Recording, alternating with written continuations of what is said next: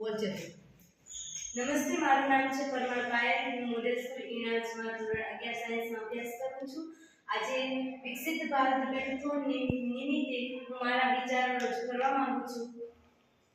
Topic છે આત્મનિર્ભર ભારત. તો હું આ ટોપિક ઉપર ગ્લોબલ વોર્મિંગ વિશે થોડાક વિચારો રજૂ કરવા માંગુ છું. આપણે સૌ જાણીએ છીએ કે પૃથ્વી પર ગ્લોબલ વોર્મિંગ વધી ગયું છે, જેના લીધે પૃથ્વી પર તાપમાન વધી ગયું છે અને આ સમસ્યા વિશ્વ સ્તરે ફેલાયેલી છે.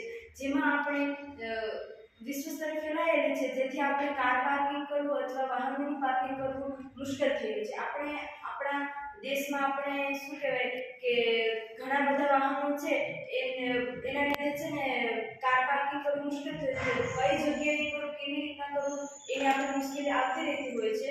તો મારો એવો વિચાર છે કે આપણે જે જગ્યાએ કરે એ જગ્યા પર કાર પાર્કિંગ કેવી રીતના કરવું એનું સોલ્યુશન હું આજે તમને કહેવા માંગુ છું.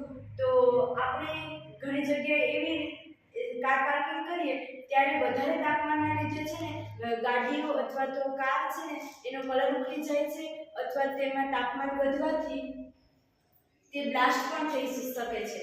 તો આપણે ગાડીઓને અથવા વાહનોને એવી જગ્યાએ પાર્ક કરીએ કે જ્યાં તે ઠંડી રહી શકે અને તેમાં તેના એન્જિન ઉપર એટલું ડેમેજ ના આવે કે જેથી તે બ્લાસ્ટ થઈ જાય. તો મારો એવો વિચાર છે કે આપણે એવું પાર્કિંગ બનાવીએ કે એવી વેલ કે જે થોડી પાણીથી અને સારી રીતે ઉગી નીકળે છે, જેનાથી એવા ફૂલ ઉગી નીકળે છે અને વેલ ઉગી નીકળે છે જેની નીચે આપણે ગાડીઓ પાર્ક કરી શકીએ છીએ અને એ વેલોથી શોભા પણ વધે છે અને આપણી ગાડી છે એ વધુ પડતી ઠંડી થતી નથી, જેના લીધે એન્જિન ઉપર વધારે અસર નથી થતી. તેથી ગ્લોબલ વોર્મિંગને આપણે ઘટાડી શકીએ છીએ અને આપણે વાહન બ્લાસ્ટ ન થાય તેના માટે તેનું ટેમ્પરેચર ઘટાડવા માટે આપણે આનો ઉપયોગ કરી શકીએ છીએ.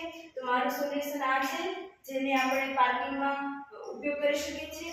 તો આપણે દિવસે ને દિવસે આવું કરવાથી ગ્લોબલ વોર્મિંગની સમસ્યાને નિકાલ કરી શકીએ છીએ. Thank you.